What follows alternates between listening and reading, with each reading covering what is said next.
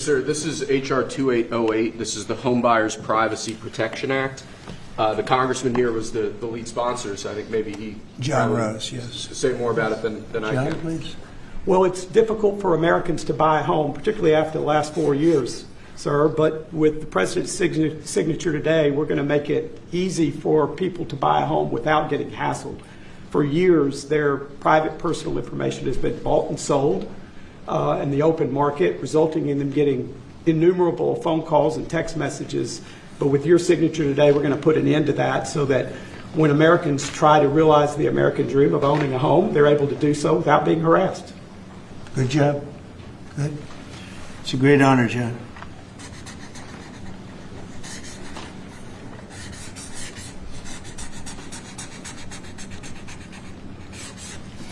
Okay, there it is. And that's going to help a lot of the homeowners of our great country. John, want to hold that? Sure. Thank you, John, very much. Thank you very much. Thank you very much. Okay, Will, you go ahead. And I'd like to leave you with this gift from a constituent back in Tennessee. Oh, I could use that at night. It's an American flag. That's very nice. I like that. Thank you, Mr. President. Thank you very much. That's very nice. Next, we have a number of executive orders for your attention, sir. Okay. From 1789 until 1947, our nation won some of its greatest military victories under the direction of a Secretary of War operating within a Department of War. Today, with this executive order, you will authorize the current Secretary of Defense and the current Department of Defense to once again embrace this great lineage and once again be named the Secretary of War and the Department of War. So this is something we thought long and hard about. We've been talking about it for months, Pete and I, and Dan. Dan came into the fold. By the way, a great general. He headed up the, I wouldn't call it an attack. I'd almost call that one maybe even more than an attack. What he did with Iran, you saw the success of that operation. It was perfect. In fact, this was sent to me by the great company that makes that particular B-2 bomber, and it was flawless. It was actually flawless. They flew for 37 hours back and forth, and there wasn't a bolt that was out of condition. There wasn't an engine failure. There was no problem. It was a perfect attack, and it knocked out any possible nuclear capability for Iran, which nobody wanted to see, and we weren't going to put up with. So great job, Dan. And we've been talking about this Department of War. So we won the First World War. We won the Second World War. We won everything before that and in between. And then we decided to go woke, and we changed the name to Department of Defense. So we're going Department of War. And I'd like to ask our Secretary of War to say a few words. Pete Hegseth. I think it's a much more appropriate name, especially in light of where the world is right now. We have the strongest military in the world. We have the greatest equipment in the world. We have the greatest manufacturers of equipment by far. There's nobody to even compete. And you see that with this and so many other things. The Patriots are the best. Every element of the military, we make the best by far. So, Pete, I'd like to ask you and maybe Dan Raisin Kane to say a few words, please. Mr. President, thank you. After winning a war for independence in 1789, George Washington established the War Department, and Henry Knox was his first Secretary of War. And this country won every major war after that, to include World War I and World War II. Total victory, Mr. President, as you said. Then 150 years after that, we changed the name after World War II from the Department of War to the Department of Defense in 1947. And as you pointed out, Mr. President, we haven't won a major war since, and that's not to disparage our warfighters, whether it's the Korean War or the Vietnam War or our generation of Iraq and Afghanistan. That's to recognize that this name change is not just about renaming, it's about restoring. Words matter. It's restoring, as you've guided us to, Mr. President, restoring the warrior ethos, restoring victory and clarity as an end state, restoring intentionality to the use of force. So at your direction, Mr. President, the War Department is going to fight decisively, not endless conflicts. It's going to fight to win, not not to lose. We're going to go on offense, not just on defense. Maximum lethality, not tepid legality. Violent effect, not politically correct. We're going to raise up warriors, not just defenders. So this War Department, Mr. President, just like America, is back. Thank you for your leadership and your clarity. We're going to set the tone for this country. America first, peace through strength, brought to you by the War Department. We're back. All right, thank you very much. Very well stated, and really it has to do with winning. We should have won every war. We could have won every war, but we really chose to be very politically correct or wokey, and we just fight forever. And then we'd, win. We wouldn't lose, really. We just fight to sort of tie. We never wanted to win. Wars that every one of them we would have won easily with just a couple of little changes or a couple of little edicts. I was told that ISIS would take 5 years to win. And Dan Kane, when I told him how long would it take, he said, I think about 4 weeks, sir. I said, what do you mean 4 weeks? I was told 5 years by the people in Washington. You know who they were? 5 years. I said, you can't do it in 4 weeks. I actually flew to Iraq to meet with him, and I met him at a big air base. And remember that famous day, right? It turned out to be a famous day for our country because you're now the head of the Joint Chiefs of Staff, which is the biggest deal. And he is, because he did things that everybody said he couldn't do. So they said it was going to be 5 years, and he knocked them out in about 4 weeks total, 100%. We took over, and ISIS was gone, and pretty amazing. But we never fought to win, and now if we have to fight it all, we solved 7 wars. We have the one that I thought was going to be probably one of the easier ones, and that's with President Putin and Ukraine. And that turned out to be one that's a little bit more difficult, but the 7 are done. They were supposed to be much more difficult to solve. I solved every one of them, and we're going to get the other one done too. But it turned out to be a little bit more difficult than I thought. And it'll get done or they'll be held to pay. But because they're losing 6 to 7, it used to be 5. I used to tell you 5. Now it's almost 7. I guess 7,000 people last week. 7,813 people, young soldiers, died. Russian and Ukrainian, not American soldiers. But it's a shame, and it's just, they're human lives, and I want to see it stop. But General Kane's done a fantastic job. And again, defeated ISIS, which they said would take a long time. And it didn't take a long time at all, and did other things that people said really couldn't happen. We have the greatest equipment in the world. We have the greatest soldiers in the world. Dan, say a few words, please. Yes, sir. Thank you, Mr. President. It's a true honor for me today to represent the incredible men and women of America's joint force. Today and every day, the 2.8 million servicemen and women stand ready to fulfill our sacred duty to protect America at home and abroad. As the President said, America's military is the single most powerful fighting force in the world. The mission you and the Secretary have given us is clear and unambiguous: to deliver peace through overwhelming strength. And I remind everyone that the U.S. military can reach any adversary at the time and place of our choosing. Service to this nation is an incredible gift, and we're grateful and honored every day to do so. Thank you, Mr. President. Well, thank you, and it's an honor to sign this. And we will do that right now.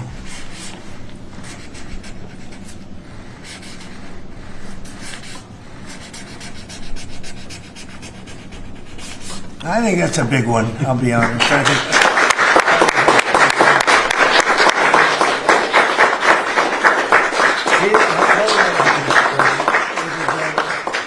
That's a big one. It's a big one, Mr. President. Do you have any questions on this subject? We're going to be discussing the G20 in a couple of minutes, but yes, please. Mr. President, what gave you the idea for this rebrand? And a question for you, the newly minted Secretary of War. What message does this send to our enemies, to our allies, to the American people? And again, what gave you the idea for this rebrand at this moment in history, sir? I think it sends a message of victory. I think it sends really a message of strength. We're very strong. We're much stronger than anyone would really understand.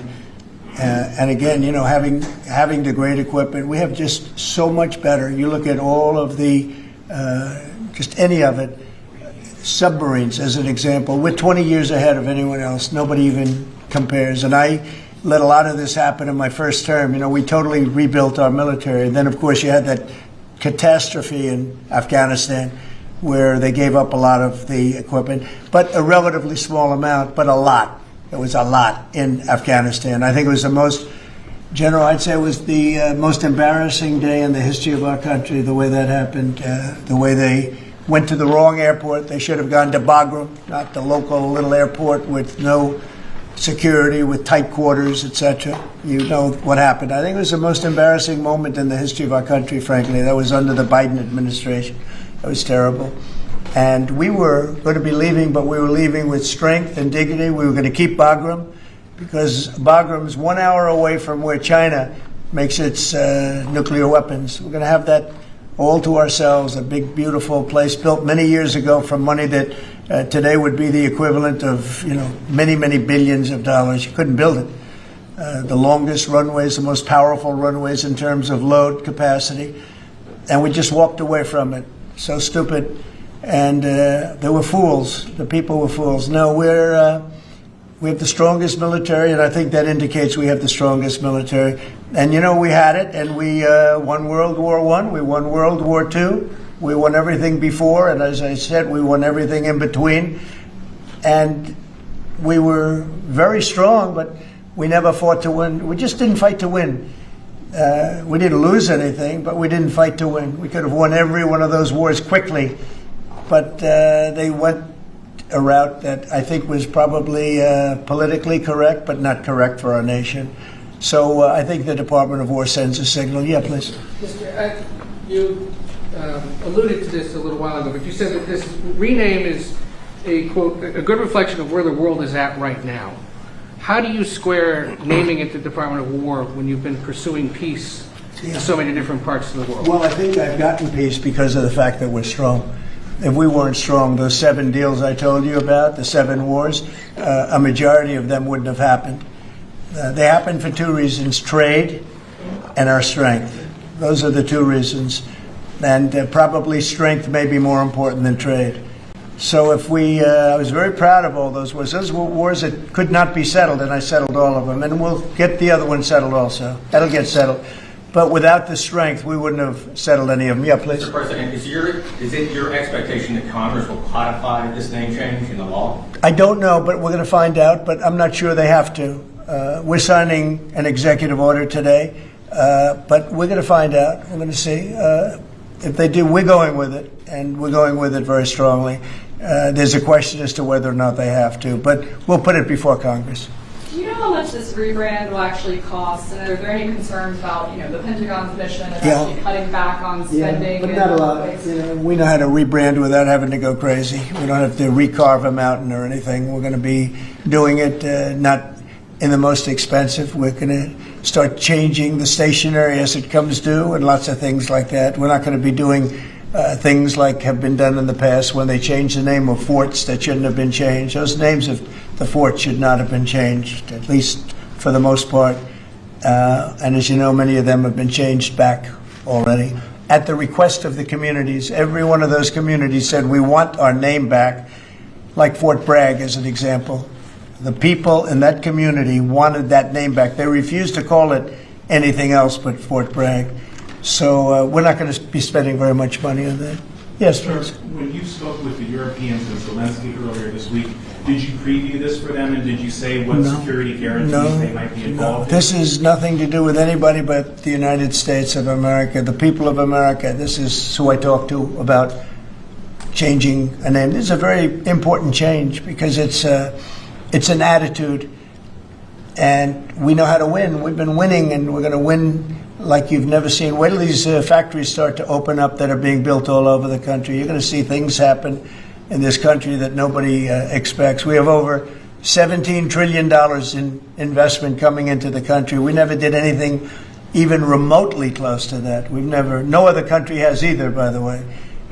So you're going to see things that are pretty amazing. But it's really about winning. And what about the security guarantees aspect of that with Ukraine, sir? Well, we'll work that out. We'll help them. Look, we want to save a lot of lives, so we'll do something with that. I think people expect that. We'll help them. Europe will be first in by far, and they want to be first, and they want to see it end. Europe wants to see it end, and it'll end. It'll end all of a sudden. It's going to come together. You watch. Yeah, did you want something? Right here. Yeah, behind you, please. Yes. Yes, sir. You haven't been shy about taking bold, decisive, offensive action to protect American values. Strikes in Iran, strikes this past Tuesday on the positively ID'd Nicaragua narco-terrorists. Is that going to be a critical function of the Department of War? It depends on the individual instance. You know, we don't want drugs coming in from Venezuela or anybody else or any place else, and we'll be tough on that. We don't want human trafficking. We don't want to see people coming in where they open their prisons from all over the world and they dump their prisoners into our country, which is what they did in the Biden administration, where they took insane asylums and places that held people that were seriously mentally ill, mentally incompetent, mentally dangerous, and they dumped those people into our country, and we're trying to get them out now. What they've done, what the Democrats and Biden have done to this country will go down in infamy. What they have done to our country, and especially that, you know, they created the worst inflation we've ever had. That's nothing compared to what they did with the people in our country right now. And we're getting them out, and it's not easy when you have the liberal judges destroying our country. But we've won them all. We've won it all, ultimately won it all. Hard process. It should be easier. We know who it is. We know exactly who we're looking for. We had 11,000 murderers dropped into our country. We've gotten a lot of them out. Or in some cases, they're so dangerous, we were afraid to get them out because they'd come back in. But for the last 120 days, 0 people came in. Can you imagine? This is me speaking, but these are figures developed by, they say, a pretty liberal group of people. They admit that 0 people came into our country. Think of that. A year ago, it was millions of people were coming in. Millions. They were coming in. You could look at them and you could say, big trouble. And that's what we have in our country. But we're getting them out, and despite that, we're doing really well. Yeah, please, Brian. Comment on the recruitment levels across the military. Yeah. Well, the recruitment's the most exciting thing. So when I was campaigning for the office, numbers were coming out that the recruitment numbers, generally, you could speak to it better than anybody, the recruitment into the military, all branches of the military, and police and firemen and everything else. Anything having to do with like a public service, the numbers were horrible, record-setting bad. And now they're record-setting good. We're setting every record every month for recruitment. We're packed in the Army, Navy, Air Force, Marines, Coast Guard.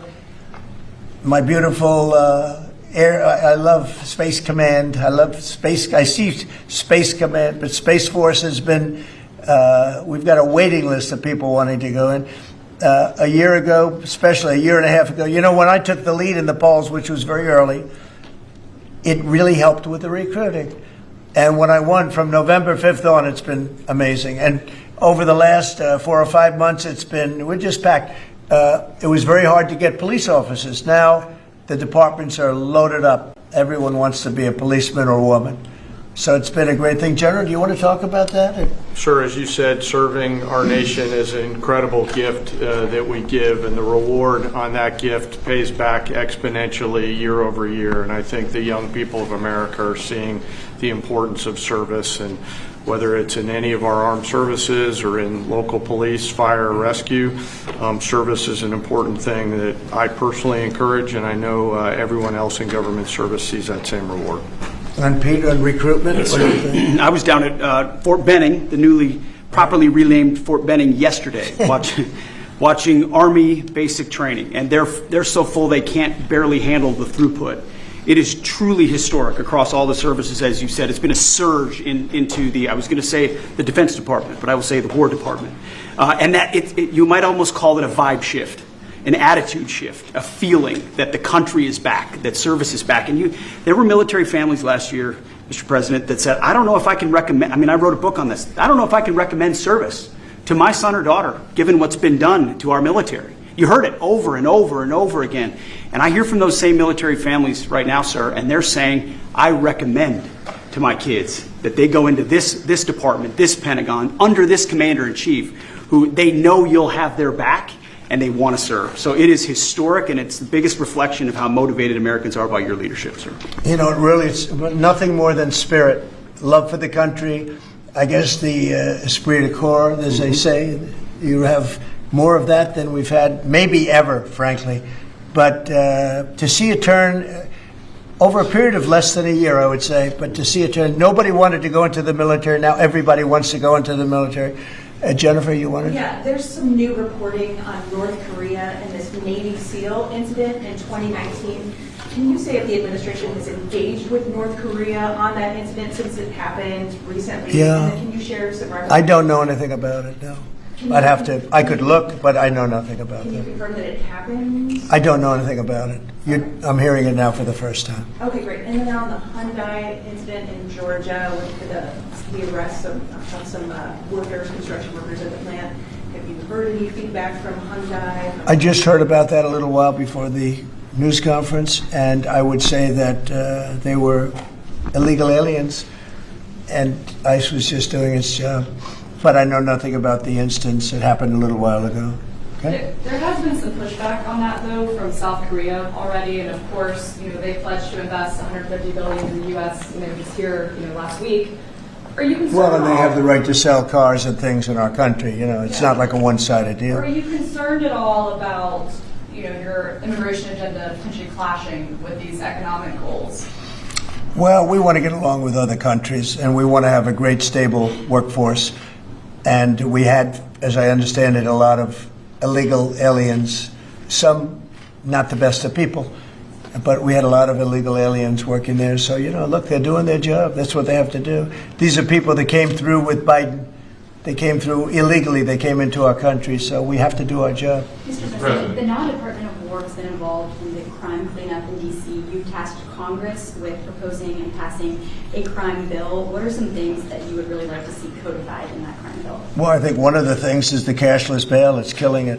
When that came out, the first time, that's when you saw the real big crime start to happen. Cashless bail, what a disaster that is. You murder somebody, you don't have to put up bail, and you go out in the street and you murder somebody else. That's what's happened. It happens so often. And that's one of the things. And other of the things you're reading about, it's a standard, but just a certain toughness. I have to say, one of the elements of fascination for people over the last period of time has been what's happened to D.C. So we've gone from one of the most dangerous cities in our country to what they call a safe city. It's a totally safe city. In fact, I set up dinner in Washington, D.C. next week. I wouldn't have done that, to be honest. I would have had an obligation not to do it before I came into office, or even at the very beginning when things were so corrupt and so dangerous out on the streets. So Washington, D.C. has had virtually no crime. We even have a mayor that's admitting to it, and she's a, liberal Democrat, in all fairness. She's a person that hasn't gotten exactly along with Republicans over the years. And she said she's never seen anything like it. So Washington, D.C. is a totally safe city. We have virtually no crime. It's gone from the most unsafe city in the United States, almost, just about, to one of the safest cities, maybe the safest city in the United States. That's a tremendous compliment to our military, what we did. The National Guard's done a fantastic job. Yeah, please. Mr. President, can I ask about Florida? Florida House Speaker Daniel Perez was at the White House yesterday as part of a leadership summit. Yes. We understand you met with him separately. Mr. President, what did you talk about? And also, did you explore him running for Florida Attorney?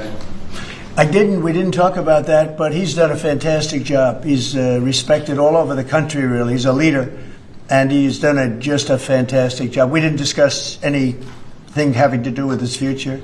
I'm sure he'd be very good at that. My second question, Alligator Alcatraz, sticking with Florida, a major ruling appeals court blocked the federal judge in order to close it, and if you remain open for now, your reaction? I think they've done a fantastic job in building it, the governor and everybody else that's been involved. It's an incredible facility. It's housing people for usually a very short period of time before they get brought back to their countries.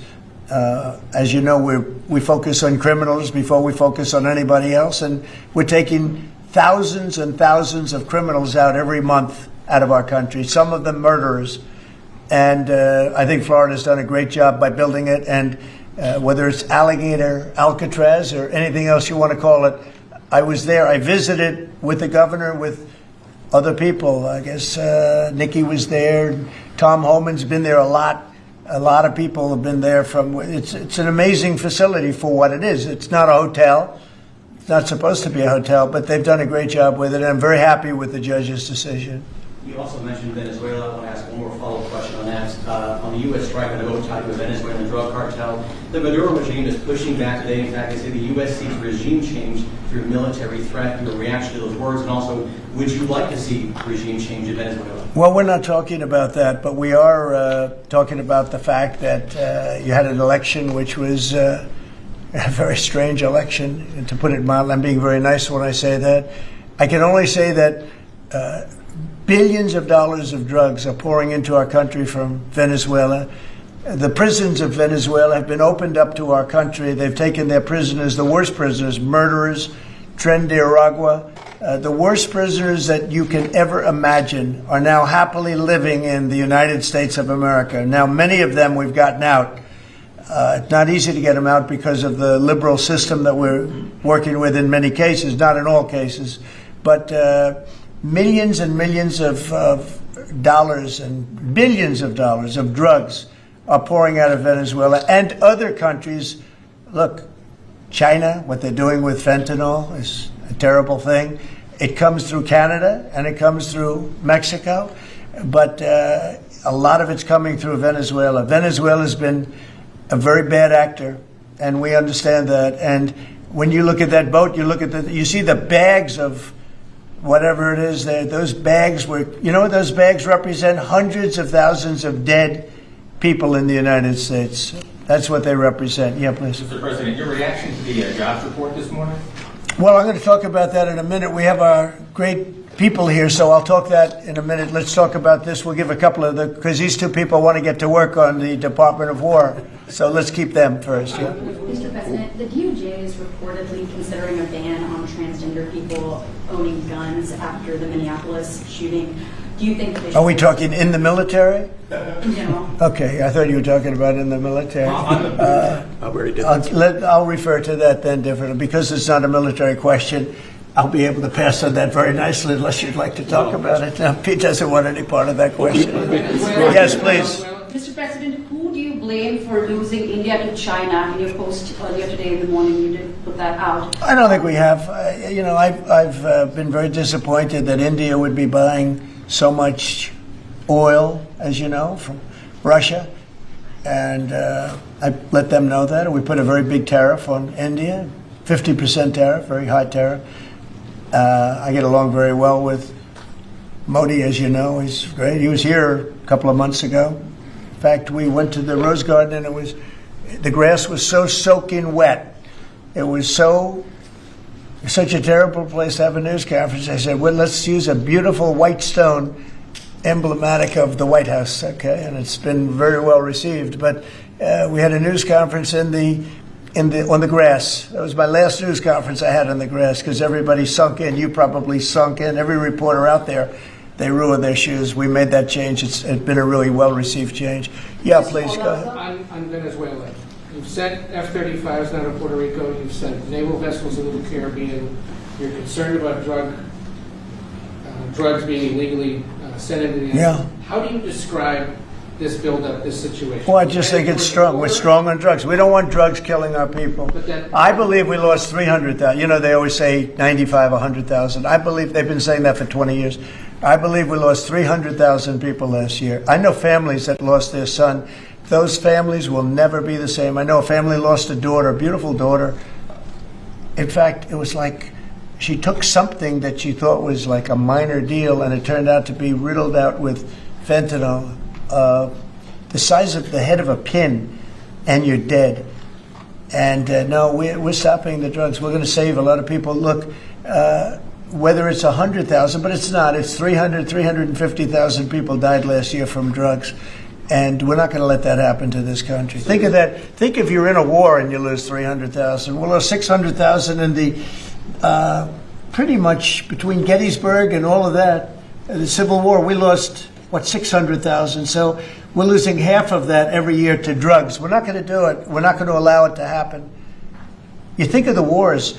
If we lost 600,000 people in a war, but we lose that every 2 years, more than that.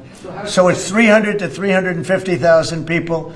And when I see boats coming in, like loaded up the other day with all sorts of drugs, probably fentanyl mostly, but all sorts of drugs, and we're going to take them out. And if people want to have fun going on the high seas or the low seas, they're going to be in trouble. I will tell you, boat traffic is substantially down in the area that happened. And they called it the runway. It's a runway to the United States. And boat traffic is very substantially down on the runway. You can imagine why. I think anybody that saw that is going to say, I'll take a pass. I don't even know about fishermen. They may say, I'm not getting on the boat. I'm not going to take a chance. What happens if Venezuela flies jets over U.S. naval vessels again? Well, I would say they're going to be in trouble. We'll let them know about that. We heard that happen, but it wasn't really over, not like they described. But I would say, General, if they do that, you have a choice of doing anything you want, okay? If they fly in a dangerous position, I would say that you can, you or your captains can make the decision as to what they want to do. All right? Sure. Sir, how close did they get? We have one more. You said they didn't go over. Say it? How close did they get? You said the planes didn't. Well, I don't want to talk about that, but if they do put us in a dangerous position, they'll be shut down. Thank you very much, everybody. So we're going to now cover the G20, and I'm going to let these people go back to the Department of War and figure out how to maintain peace. Okay? Thank you very much. Thank you. Congratulations, General. Thank you very much. Appreciate it. Great job. Sir, just before G20, we do have one more EO for you today. And I should also say that the Department of War EO that you signed was actually your 200th EO since you came back into office on January 20th. That's more than Joe Biden did in his entire term in office, more than Obama did in either of his 2 terms in office. So it's a momentous accomplishment, and congratulations. That's good, but Biden never signed one. No. Yeah, you've done every one up in here. They've been signed by the auto pen, right, didn't he? So we really beat him by much more than you think. The 201st executive order, sir, this relates to hostages and wrongfully detained Americans. This provides a new legal mechanism to declare foreign countries to be countries that engage in those sorts of practices, and gives your administration powerful tools to get American hostages out. This has been a focus of your administration this time around. Adam Bowler's here, and he's done incredible work already. This will give him even more. I think it's great, and Adam's amazing. So, Adam, do you want to describe how many hostages we've gotten out together, you and I, and you and a couple of other people that we know, and me and a couple of other people that you don't know, but we've gotten a lot of hostages. Do you want to describe it? Mr. President, you brought back 72 hostages since your term. If we compare that to President Biden, he has gotten 20 taken. So he is negative 20 taken. 20 taken. They don't take our people so often. So, Mr. President, when we spoke, you said that was a primary focus, and I'll tell you the job is easy because of you. And we paid nothing, too. We pay nothing. They pay $6 billion. They always paid $6 billion for 5 people. $6 billion. It was just a number I kept hearing. Not only that, $6 billion plus we'd get like one person, and they'd get 6. They got one, the Prince of Doom, they called him. He was the #1 arms merchant anywhere in the world ever. And they got him out. And on top of that, we paid money. So, no, we don't do that. You know, once you pay money, then a lot of people start disappearing. They start grabbing reporters, too. They think the reporter is going to get a lot of money. And to me, they would. You'll be well taken care of. I better stress that, because otherwise we have headlines. He said this or he said that. No, I'm not smiling about it. But they would. They'd be grabbing reporters. They'd be grabbing everybody. And especially when you pay the kind of money that Biden and Obama, they used to pay money that was crazy. We don't pay. And if you don't pay, they find it to be not a lucrative business anymore. That's fantastic. Would you like to say something? So it's really Spiha, Special Envoy Bola, it's Rick Grenell, it's Steve Witkoff who brought Americans home. But with this EO you are signing today, you are drawing a line in the sand that U.S. citizens will not be used as bargaining chips, and it provides your Secretary of State, Marco Rubio, the same tool set to punish states who take our citizens wrongfully the same way that we can punish those who sponsor terrorists. This is a very significant EO you are signing today, sir. Thank you, Sebastian. Very good. You're doing a great job, too. And this is your Director for Hostage Affairs at the NSC. Yes, and I hear. So Julia was seminal as well to all of this. I heard you're doing unbelievable. Would you like to say something?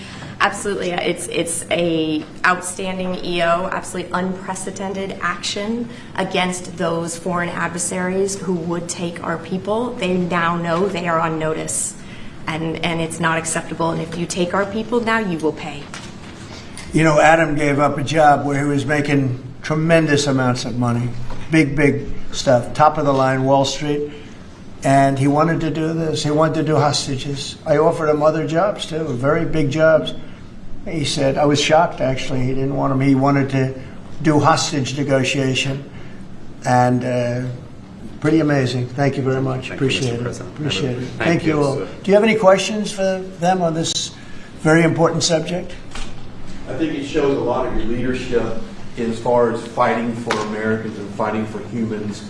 And to think that, Joe Biden went in negative territory. Oh, he went way negative. Way negative, and you're actually making progress on this. I think this does send a message to the world that we don't negotiate. We're going to stay strong in that type of what they call business. Well, one little anecdote that may be of interest. We were told by numerous families who had missing loved ones during the Biden administration that this building, Biden's National Security Council, told those families not to talk about their missing loved ones, to be quiet, not to create any pressure on Biden and on Jake Sullivan, the key propagator of the Russia hoax. This administration has met with those families on a weekly basis. Right. People like Adam, yourself, sir, your envoys are doing everything to get every single American home. Not to tell them not to talk about their loved ones, but bring them home.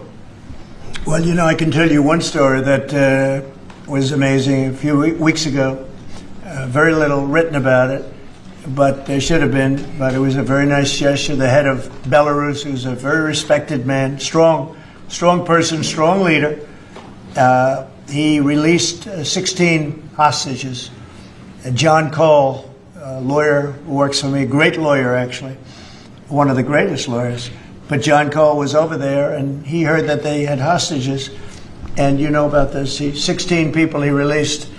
And I just want to thank the head of Belarus. But while John was over there, they had, I believe, another 1,400 hostages. Now, not from us, from places all over the world. And just pretty tough place, in all fairness. But they had 1,400. And I believe they're going to be releasing a lot of those 1,400. They're not... I think very few, if any. We got pretty much ours back, and we didn't pay anything. But I very much gave my respects to the leader of the country. Was again, he's a very strong man, but he's got 1,400 or 1,500 or a large number, and we're talking about releasing them. Some are political, I guess. A lot of them are political. And looks like they're going to be released at some point in the pretty near future. So it's a great thing. They have to respect your country. If they respect you and they respect your country, they release it. If they don't, then you have to pay $6 billion. I mean, $6 billion. Can you imagine that, paying $6 billion? Kind of related, but not really. But could you comment on Tina Peters, who's been locked up behind bars from Colorado within the election? I think you put out a truth a couple of days ago about it. We have a wonderful woman who was an election official, and she saw cheating in Colorado, and she viewed it as horrible, and she said, what's going on here? And she went to the machine, and she tried to open to find out whether or not it was cheating, and they went to her, and they said, did you touch this machine? Yes. And they arrested her. They arrested her instead of the people that did the cheating. It's a state charge, so it's hard to do anything with. But we're gonna do something. What they did in Colorado. Look, Colorado just went to all mail-in voting. That means they cheat. That's why they lost. That's one of the reasons, but that's a big reason why they just lost the whole Space Command situation that is going to Alabama. But when you have mail-in voting, you have nothing but cheating. But this woman is a real patriot, and they put her in jail for a long time. She's 72 years old, 73 years old, and she wanted to find out. She didn't do anything. She touched the machine. She looked at the machine. She's trying to find out what was going on. And they went and arrested her for doing that. And it was supposed to be the other way around. I'm glad you brought that up. They should let her go. Let her out. Thank you. Yeah, please. This isn't really a subject that's talked a lot about, Mr. President, but what about your team's strategy has made it so effective in getting a record amount of these hostages, many of whom have been forgotten about home? I think they respect us. They know we're not going to pay. Adam is a great negotiator. Steve Witkoff is a great negotiator. Seb is a great negotiator. They're all smart people. They're a little bit natural negotiators. Some people aren't good negotiators. There's nothing you can do about it. And they're afraid of you, sir. Yes. Yeah, well, maybe. I don't know. I hope so, or whatever. We have the best. I'd like to say respect, but whatever it takes. Yeah. I actually say whatever it takes. But we've got a lot of people out, and we'll continue. We don't have too many in. How many are you working on right now? There's not a lot left. Yeah, we got most of our people out. We got them mostly back. Mr. President, do you have an update on the negotiations to release the rest of the hostages in Gaza? We're in very deep negotiation with Hamas. We said let them all out right now. Let them all out, and much better things will happen for them. But if you don't let them all out, it's going to be a tough situation. It's going to be nasty. That's my opinion.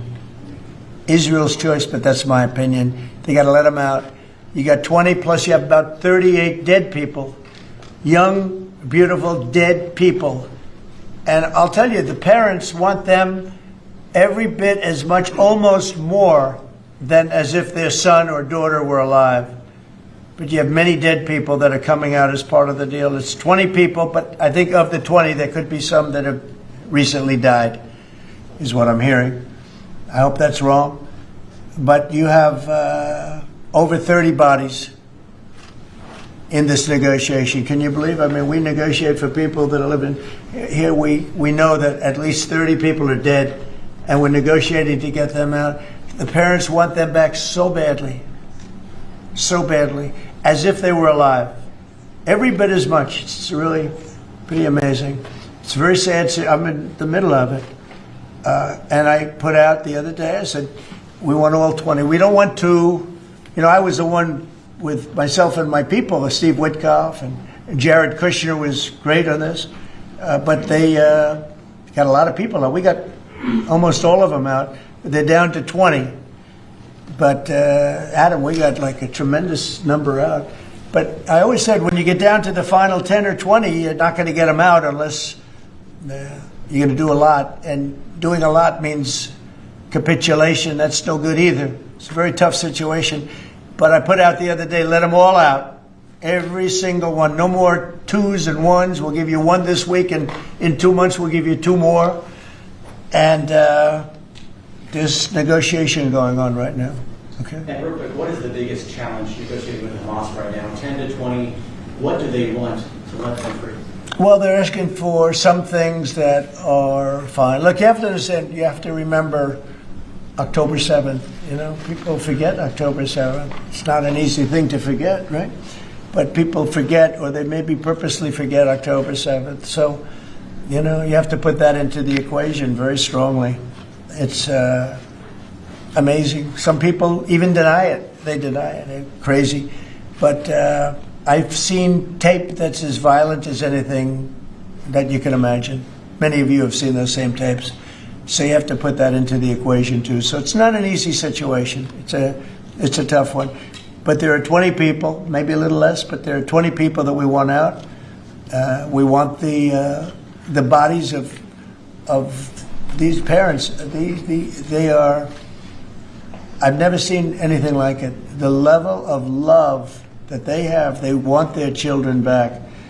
And, I see demonstrations, big demonstrations in Israel about the hostages, not about the war, about the hostages, which puts Israel in a tough position because, it's tough to prosecute a war when you have people they want the 20 people back. They just want them back very badly and everything that goes with it. So it's very sad. Thank you very much. We're going to talk now about the G20. I figured we could wrap 2 or 3 up. The last time I took a day off, everybody said bad things happened to me. You know that, Seb? I took 1 day off. I didn't take it off. I was working. In fact, I was here. But I didn't do a news conference, and they said bad things happened to the president. Well, that's fake news, Mr. President. It's fake news. If you look, Biden, he had a press conference. He missed it for about a year, right? About a year. And I never saw any stories like that about him. He didn't have, and when he had one, they'd ask him, what flavor ice cream do you like? He'd say vanilla. How many times have they asked him that question? What's your favorite ice cream, sir? Vanilla. Okay, that's enough. Thank you, ladies and gentlemen. They don't have to go through this, but we all have a good time. I only do it for one reason. I think it's good for the country. And we are very transparent. There's never been transparency like we have. There's nothing to hide. So thank you very much on this, Will. Great job. Appreciate it. So we're going to talk about Florida, the great state of Florida now, because it's going to be a very exciting thing to host the G20. And as we celebrate our nation's 250th anniversary next year, the United States will have the honor of hosting exactly that, the G20 summit right here in America for the first time in nearly 20 years. This afternoon, I'm thrilled to announce that the 2026 G20 conference, which will be, I could read off the countries that we're talking about, but you know who they are, I think. Does anybody want me to list them? Specifically, Jennifer, you're okay? Okay, but will be held in one of our country's greatest cities, beautiful Miami, Florida, where we have the mayor with us, Mayor Suarez. And I want to thank Francis for being here. I thought he might be in this office. He almost got there. It was a couple of us. Right? A couple of us. It's not as easy as they think, right? It's not that easy. But he's an amazing guy, very popular in Florida. The agenda for next year's summit is being organized by Treasury Secretary Scott Bessent, who is right here. Hi, Scott. I saw him standing over there, nice, tall, good-looking guy, but he moved very quickly. Carolyn, you did a good job. Does Caroline do a good job, would you say? Is she a star? How do you compare with the last administration's person? No? You don't want to get into that. Yeah, I think we're very happy with Caroline. But Scott Bessent is talking about a good job. He's done a fantastic job, and we're very proud of him. He's very much involved with the G20. And the NEC director, Kevin Hassett, is truly a talented guy. And he's certainly being thought of to go to a different position, and we'll find out about that pretty soon. I don't know. Would you like to be that? I won't ask you that. I think, who wouldn't want it? I think it's the greatest position in the world. You come out, you make a speech, and then you go away for 30 days or 40 days, and you come out, make another speech. The market goes up or down depending on what you want to say. I've never seen an easier position than that. Unfortunately, you need good instincts, so we have somebody in there now that doesn't have them. We call them too late. But it will focus on unleashing economic prosperity by eliminating the burdensome regulations, unlocking affordable energy, and pioneering new technologies. And it's going to be very important. The United States is already leading by example, and America is the hottest country anywhere on earth. We have more being built under construction now than they think anybody that they've ever seen. I mean, literally, some of these places are just really unbelievable what they're building, the size. If you spent $50 million on a shopping center someplace, it's a big building, pretty big building. But when you spend $50 billion on essentially a building, a building has gone up for $50 billion. They're going to be building their own electricity, and many of them have been given permits already to go, and they're starting construction. Some have started construction quite a while ago, and very early in the administration. we let them do that. You know, we have a grid that's obviously an old grid. It's been around for a long time. Could never handle the kind of numbers that you're talking about in terms of electricity, and we're letting them build their own plants. They build their own plants with their structures. So they build their structure, they build their buildings, and they build an electric producing plant with it, like Con Edison in New York that I grew up with, and like others that make electricity. They make it for New York. These plants will make it for their building, for AI. Then you have a lot of the car plants going up. Most of them won't need that kind of electricity, but they have the right to do that also. So we're allowing companies to build electric plants. They've become, essentially, Scott, I guess they become utilities, right? If you think about it. And it's very exciting. We're going to end up with more electricity than China, and it's going to be built at no cost to us. And I'm telling them, build more than you need, and you'll sell it back into the grid. So they'll be able to sell it back into the grid on top of everything else at no cost to the American taxpayer. It's very exciting. And frankly, if we didn't do that, we wouldn't be leading with AI. We wouldn't be probably even doing any AI. It would be 20 years to get an approval. So they're building massive amounts of electricity as we speak. We've eliminated $5 trillion worth of federal regulations, another big thing since I took office. And if you remember the first term, we took out more regulation than any other president in history times. You could add the top 4, and they wouldn't come anywhere close to what we were. That's one of the reasons we had such the most successful 4 years of any president economically. And this is blowing it away. I think this will blow it away. When these plants start to even getting close to opening, I think you're going to see numbers that we've not seen before. And we've increased oil production by more than 300 barrels a day. That's a lot.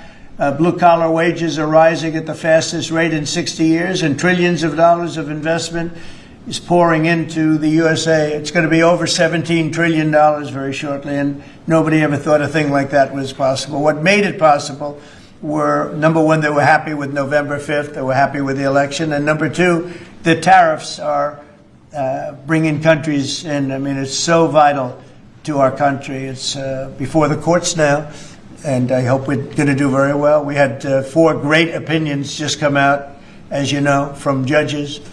In a couple of cases, there were Obama-appointed judges that felt they had to do what was right for the country. So I respect that greatly. I respect them for doing it.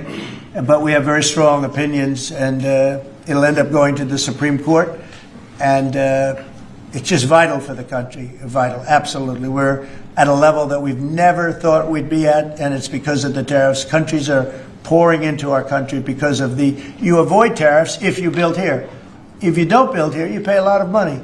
But if you build here, so what people are doing is they're coming in, they're building here. No different than what other countries have done to us. But we have a big advantage over other countries. We have a market that we built up during our 4 years that was amazing. We took a commanding lead during that 4-year period. So it's a very exciting thing, but I look forward to showing our incredible success to the world when we visit Miami next year. And I'd like to ask Mayor Suarez, truly a highly respected gentleman who's loved in his city, and we're going to do a great job. We're going to work together and do a fantastic job. Mayor, would you say a few words, please? Of course. Thank you, Mr. President. It's a tremendous honor to be with you here today in the Oval Office to make this historic announcement, just looking at the sign, which is so beautiful. Good job. Yeah, it's a great job. As you know, Mr. President, you were elected by double digits. You were the first Republican president over 30 years to win Miami-Dade County. And you did it because you followed through on your promises. And in Miami, what we're doing is we are following through on those promises as well. We've kept taxes low. We've kept people safe. We've leaned into innovation. We've grown 150% in the last 10 years. We've created one of the most intriguing ecosystems in the world. And this decision is not only generationally important for the city, but it puts the city on the map as one of the truly great global cities. So on behalf of all of the workers of Miami, those that work in the hospitality industry, I know you own many hospitality assets and properties, all of the small business owners who are going to benefit economically from having the G20 in Miami.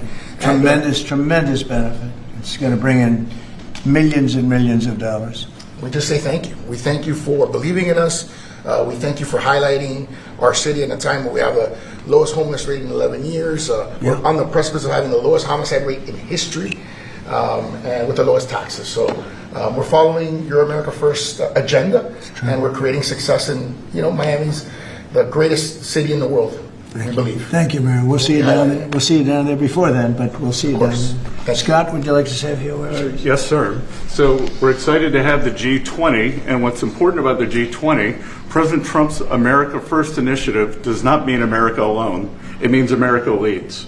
So we will be holding the G20 in the capital of the world, Miami, next year to showcase the beginning of President Trump's second term. Will be a year and a half into it. We will have done peace deals, tax deals, trade deals. We've made the U.S. the best place to come, start a business, have tax certainty, energy certainty, and regulatory certainty. And it's going to be an exciting event.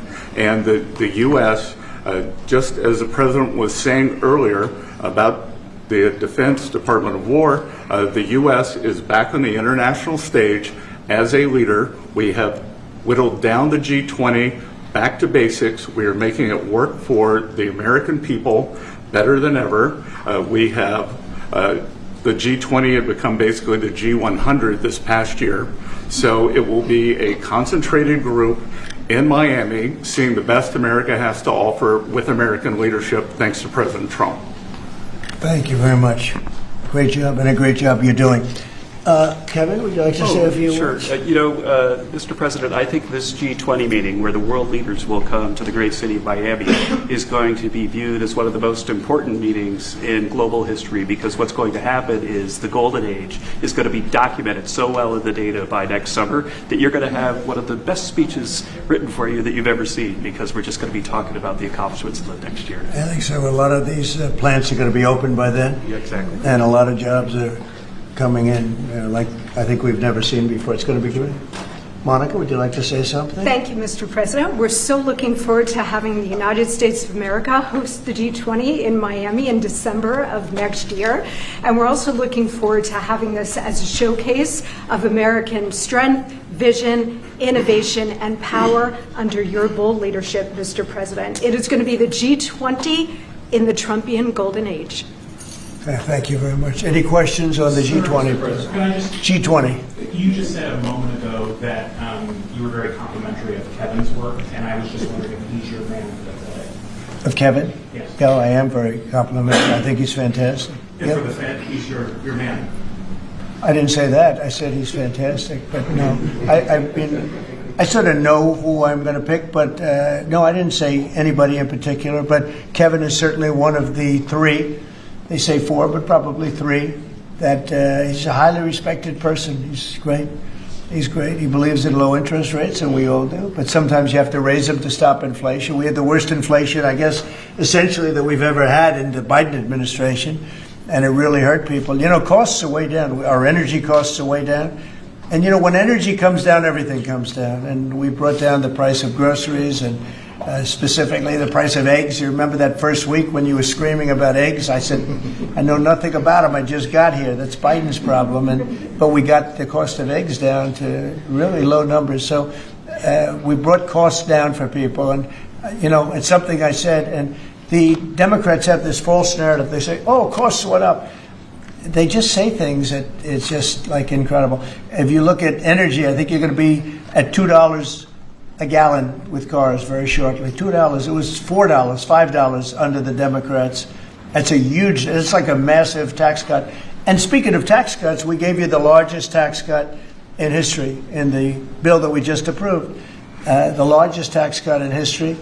And there'll be no tax on tips, no tax on Social Security, no tax on overtime. One of the big things you get is you buy a car and you borrow money to buy the car. You're allowed to deduct your interest, which, Scott, has never happened before. Rich people like to talk about deductions. Middle income, they never gave them deductions. I got them one of the best deductions, an interest deduction. So it's great. Jennifer, please. Yeah, a couple questions on the G20, sir. Is there any update on your plans to attend this year's G20? And then are you saying for next year? I won't be going this year. It's in South Africa. I won't be going. JD will be going, great vice president, and he looks forward to it. But no, I won't be going to that. And then on the guest for 2026, are you saying it'll just be exclusively the 19 countries with 2 blocks? There won't be any? No, we're going to invite other countries. as observers. They call them observers, but they'll have something to say. But we're going to invite Poland. Already I've issued them an invitation. They're great. They were just here, as you know. Great leader, great new leader. One of the big surprises, I was so happy I endorsed him, actually, and he won. And he's going to be a great leader of Poland. But I've invited Poland already. What about Russia? What about Russia? Oh, that's interesting. I haven't thought of that. No, I haven't thought of that. That's an interesting question. I'm going to think about that for a little while. Mr. President, you just mentioned the tax cut bill. Why the rebrand from One Big Beautiful Bill? Oh, I just save words. I said the bill. It's one big. I actually call it the great. I actually call it the great big beautiful bill. But it's a lot of words. Is that how you want Republicans to kind of talk about it? When I just want them to say what's in it. It's an incredible bill for the middle class, for the working person. We are a party of the working. It used to be the opposite. The Democrats were for the working people, and the Republicans were supposedly for the rich. The Republican Party has taken in millions of people, and the Democrats have lost millions of people. They've gone crazy. Honestly, I think they're crazy. What's happened to them, I don't know.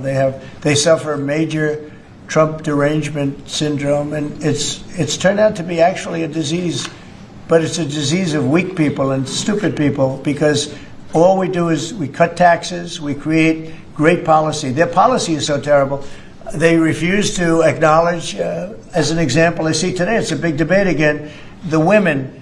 They don't want men playing in their sports. They don't want it. The Democrats want men to play in women's sports. I saw the great governor, we have Governor Youngkin, talking about it today, that the woman who's running against our Republican candidate, who's excellent, is like so much into the, men being able to use women's bathrooms.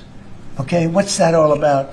Men playing in women's sports, wants open borders. Again, they want actually, after what we've gone through with millions, I think 25 million people came in from prisons, from mental institutions, drug dealers, drug addicts.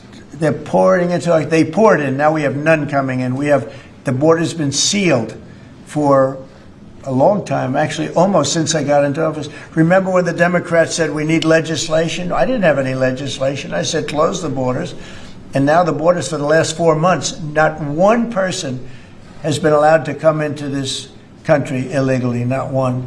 Done by people that would normally like to see you look bad. Those are the numbers. So it's been an amazing job. Yeah, please. Mr. President, this is going to be a major event and a major meeting for South Florida, for you, for Mayor Suarez. I know this is not until next year in Miami, but do preparations begin today? And if so, what is being done? They've already begun. We first had to deconflict our Basel with the dates, and so we have already started doing that. And so thanks to the President's team. He started a long time ago, actually. If you knew him, he was working on this long before this press conference. Yes, sir. It's in good shape. Going to be great. Mr. President, we learned this morning that we've lost 78,000 manufacturing jobs this year. How do you explain it? Well, one thing we have is, we have the interest rates are too high. That was, a matter of the Fed. But the other thing is, so many different elements aren't included yet. And one of the things we've learned, and we learned that the hard way, watching over the last few months, are the corrections that people have been making.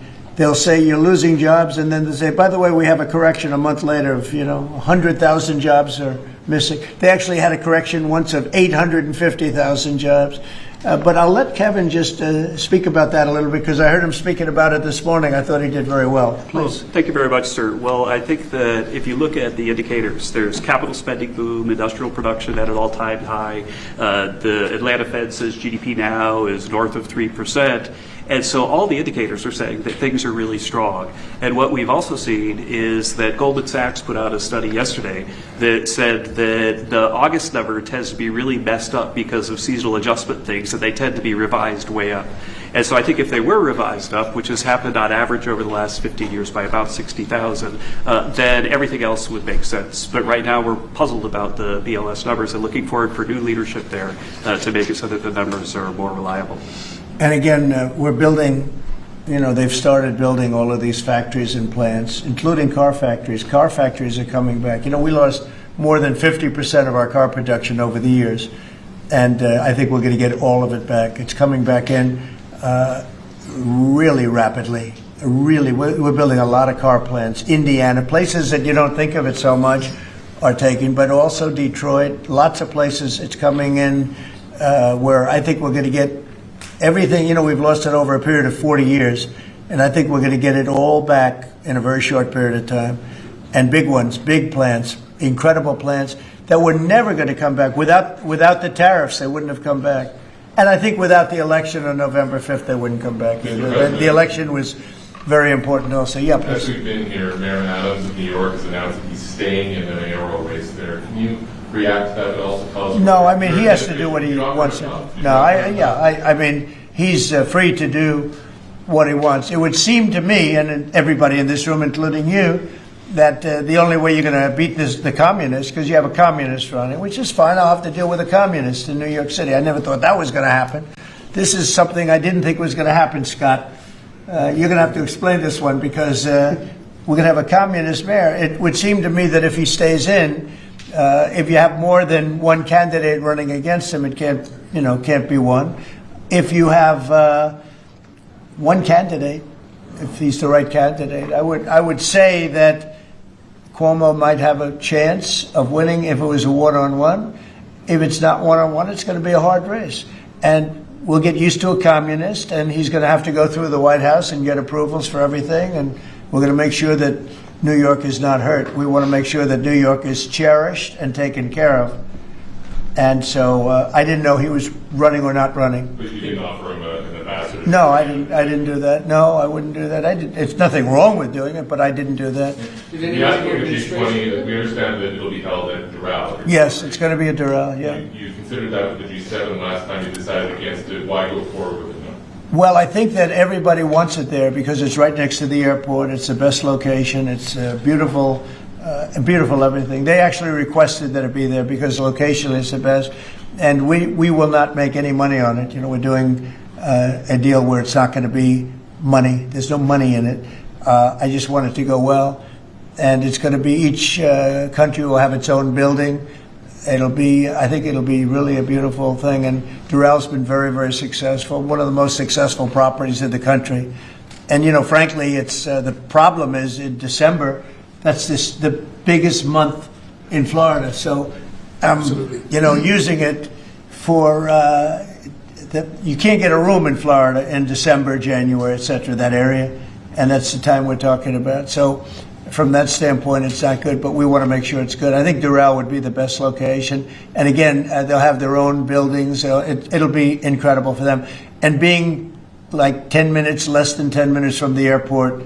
And it's a big airport, international. All of the planes will be able to land, go right into their quarters. So I think it'll work out very well. Earlier on your Fed answer, sir, you said that you're looking at maybe three candidates. Three candidates. Should we interpret that you like Secretary Bessent in his current role? Well, I like him too, but I had him as a fourth. I know I had four. You were talking about four. Now I'm talking about three. He told me I'm not leaving. He wants to be doing. And if he was leaving.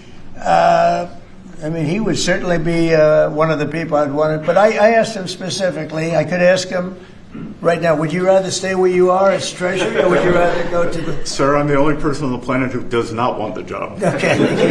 He really told me, he said, I love what I'm doing. I wouldn't want to really take him because he is doing a great job. Are the top three still then Mr. Waller? I am looking at Kevin also, and I'm looking at... I would say you could say those are the top three. Good job. It's very good.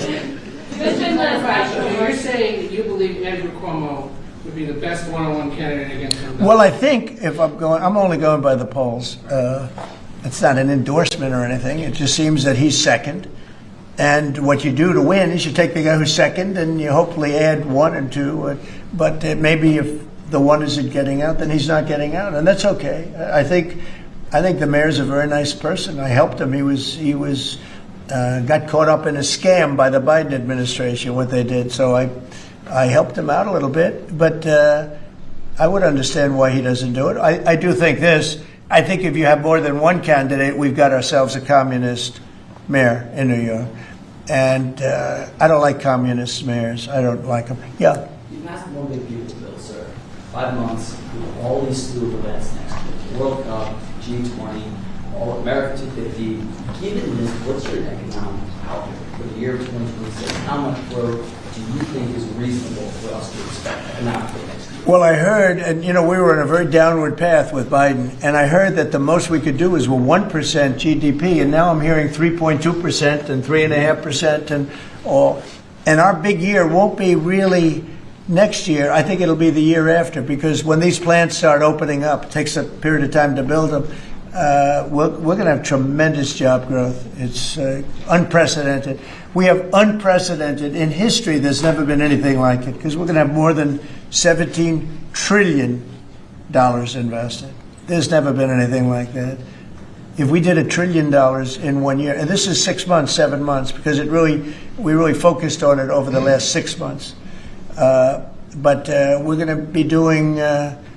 Nobody's ever seen numbers like this. When this stuff starts opening up, our country's being rebuilt. And by the way, Washington, D.C. is being rebuilt. In addition to the fact that we have a safe city now, and our National Guard was fantastic and worked with the mayor, worked with everybody, we're also doing a refurbishing of Washington. We're going to redo some of the roads, the surfaces. We're going to redo the medians. We're going to take the broken tiles off the tunnels and put brand new tiles up. And we're going to regrass all the parks. They're going to be regrassed by people that build world-class golf courses, and not necessarily people that work for me, because I don't care about that. I just want to, I'm very good at grass. Grass has a life, just like you have a life, right? It has a life. Well, this grass has been up longer than, it's like 4 lives, okay? That's why there's a lot of areas where there's just no grass. But we're going to regrass all of the parks. We're going to, in a year from now, you won't even recognize it. Graffiti's gone, the tents are gone, the medians falling into the roads are gone, the potholes will be gone, the marble's going to be polished and beautiful. It's all going to be beautiful. We're working with Clark Construction, who's one of the, well, definitely the biggest here, one of the biggest in the country, and they've been great. And we're going to do about a 10-mile radius from the White House, from the Capitol, looking sort of at both of them, go right in the middle of both of them and start drawing circles. And everything is going to be spit-shined. When the head of Poland came here last week, and when other leaders came here, a lot of them have been here over the last 8 months. I said, what do you think? And they said that we're a little surprised at the look, the filth on the road. Now it's much better. We've got it much better, but we have to do some construction things. I mean, you have medians that are all broken and rotted and rusty and disgusting. And they're all going to be changed. You're going to have a very different look. You're going to have the look of prosperity, not the look of poverty. But the big thing right now, initially, is we have no crime in Washington. We literally have no crime. They said it's down 87%. It's not down 87. It's down like 100%. We have almost no crime. People are going to restaurants that wouldn't have even thought about it. And I know families that have gone 4, 5, 6 times to restaurants over the last few weeks. And you people are in the same category. I mean, yes? I agree on that. Thank you. It's a whole different place, right? That's very nice. And you're so tough usually. I like her now. Right? No, because she was truthful. Is that a correct statement, Brian? Yes, sir, it is. I heard you were actually mugged. You're a big, strong guy. I can't do anything when he has the gun. No, you can't. You say, thank you very much, right? Yeah, follow up with the beautification of peace. Yeah. Yeah. Just out front of the White House is a blue tent that originally was put there to be an anti-nuclear tent for nuclear arms. It's kind of morphed into more of an anti-American and sometimes anti-Trump at many times. Where is this blue tent? Right in front of the White House on the North Lawn on the other side of the Black Gate in Lafayette. I haven't known this. All of us in here walk right by it every day. It is an eyesore. Oh, I didn't know that. Take it down. Take it down today, right now. Nobody told me that. So you're saying there's a blue tent? It's been there for 30 plus years. It was originally a peace tent, but it's kind of morphed into something. Morphed into radical left. Okay. Well, what I've heard, is it in the Ellipse? Where is it? No, it's in Lafayette Park. It's actually Lafayette Park. Take it down.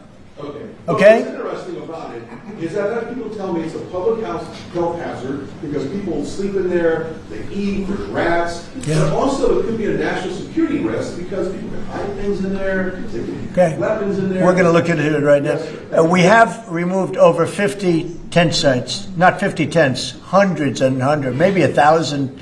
I think it's over 1,000 tents, but 50 sites.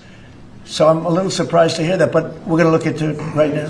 Lafayette. On the National Guard, Yes. the DC mayor has, of course, gotten on board with your cleanup of DC, but the DC Attorney General has said that he plans to, that he's suing you for Yeah. your relation to the police. What's your Can you imagine we have an attorney general who's not related at all to the mayor, by the way? You know, it's a totally separate department. We've got so many separate departments. You have the district attorney has nothing to do with the mayor. The whole thing is crazy. But how about this? We just set a record on low crime in Washington, D.C., and we have a man suing us to let us go back to high crime. We're going to have to be here for a little while to make this really work long term after we're gone. And so we're going to meet that head on, and I suspect we'll be very successful. And I can always declare a national emergency because it was a national emergency. But right now we have the safest city. We have now one of the safe cities in the country. We had almost the worst. I mean, a city that was as bad as some of the horror shows that you've heard about for years. And we're going to fix some of those horror shows too. Okay? President, the Google ruling today that you posted on Truth Social about the Europeans buying Google. So Google is a great company. Yeah, Google is a great company, American company. Apple is a great American company, and so many others. And the European Union, I don't know why they do it, but they have been finding them numbers that have been astronomical. More so before I got here. But Apple paid $17 billion a fine in the last year. Apple, $17 billion. On a case that a lot of people think they weren't guilty of. And no, I'm going to be speaking to the European Union, but it's not fair. Google just got fined $3.5 billion, and they've already paid $13 billion. They're up to $16.5 billion. And people say there was nothing wrong with what they did.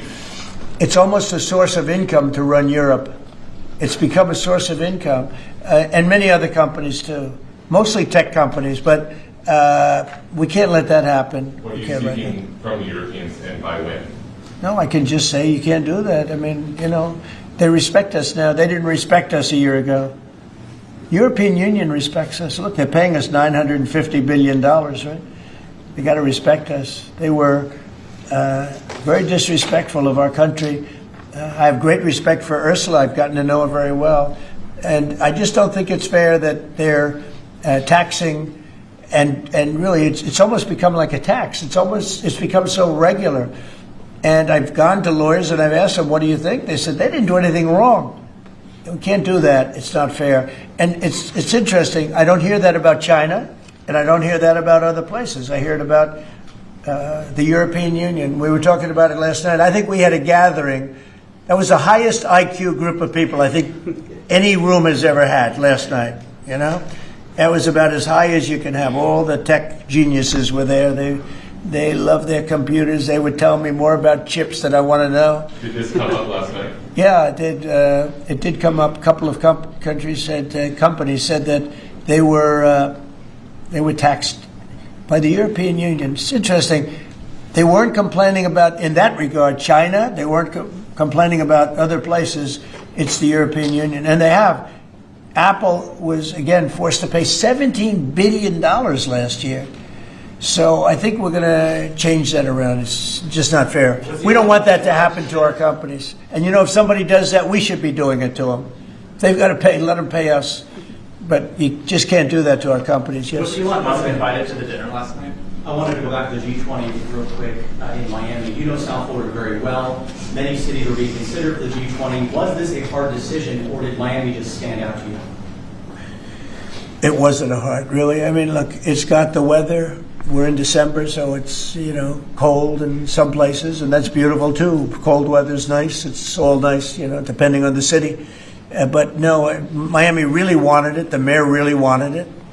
The people down there really wanted it. You might just address that for a second, Mr. Mayor. Yeah, as I said, I mean, a conference of this kind does two things. Number one is it puts us on the global map with the great global cities, and I think that's something that we've been trying to achieve for a generation.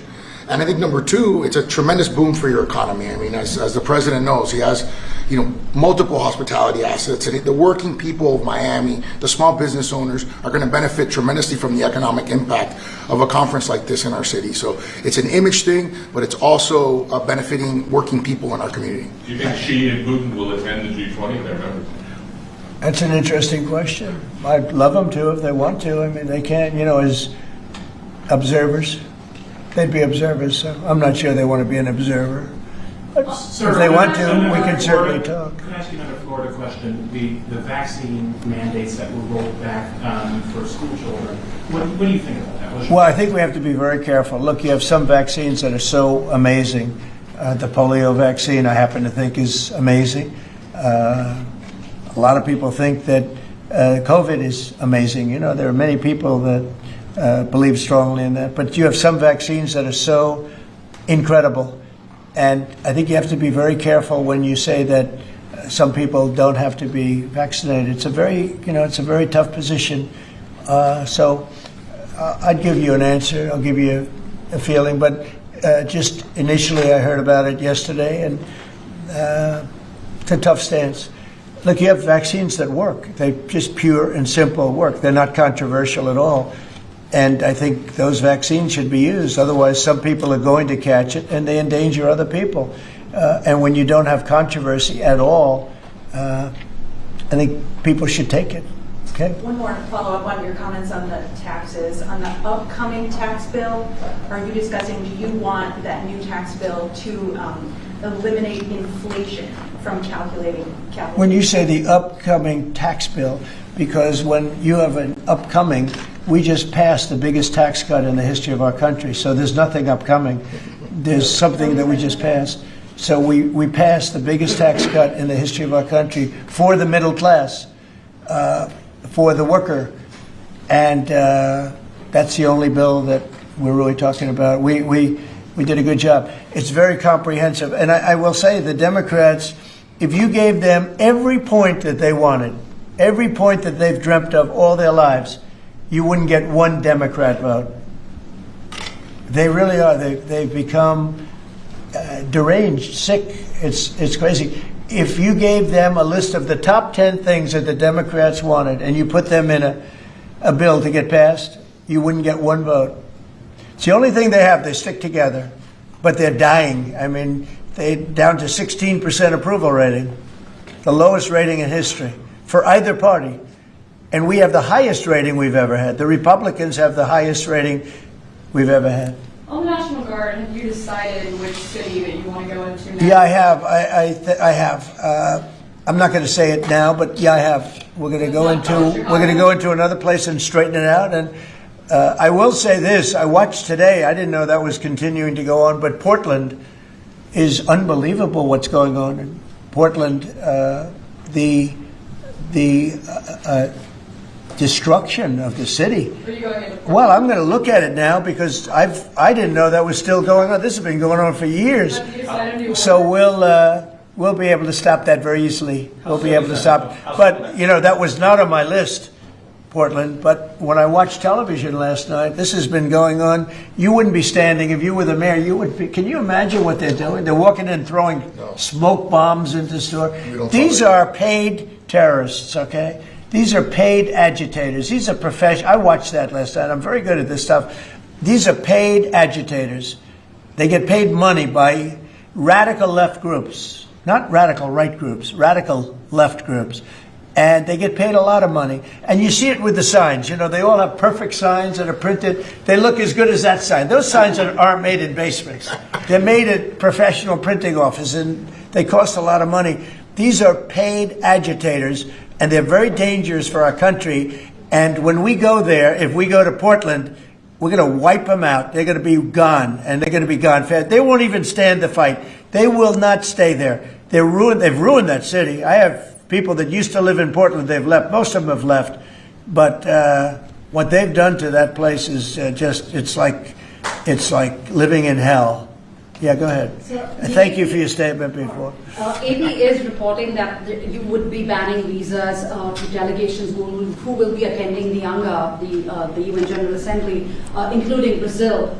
Your reaction on that, sir? And that who's banning them? The Trump Well, we are talking about things. We're very upset with Brazil. We tariff them very high because of the fact that they're doing something that's, very unfortunate. I love the people of Brazil. We have a great relationship with the people of Brazil, but the government of Brazil has changed radically. It's gone very left. It's gone very radical left, and it's hurting Brazil very badly. They're doing very poorly, very, very poorly. So we'll see. And are you ready to reset relations with India at this point? I always will. I'll always be friends with Modi. He's great. Prime Minister, he's great. I'll always be friends, but I just don't like what he's doing at this particular moment. But India and the United States have a special relationship. There's nothing to worry about. We just have moments on occasion. How are trade talks going with India and with other countries that you haven't reached a trade deal with? They're going great. Other countries are doing great. We're doing great with all of them. We're upset with the European Union because of what's happening with not just Google, but with all of our big companies. They just hit them with these unbelievable fines, $17 billion and $14 billion. And they use that money to run Europe. It's almost become like common. It's almost become a yearly occurrence, like it's a tax. And so it's very unfair. I want to thank you all very much, and we'll see you around. We're going to see you in Florida, but we'll see you a little bit before that, I suspect. Okay? What are you having for dinner? Thanks, guys. Thank you, guys. Well, I'll be having something good here. I'll be at the White House. Thank you. Thank you very much. Thank you. Thank you very much. Thank you. 偷偷告诉大家，我最近发现了新法宝 Royal Face 逆时奇迹系列，它有活肤露、全效精华，还有精华霜。尤其我皮肤比较偏干，所以我非常的注重保湿。保湿做得好，肌肤自然烹润。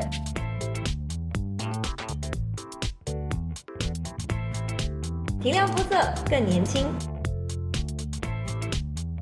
抚平皱纹超有感，而且气色变好。用心保养，每天都更美一点。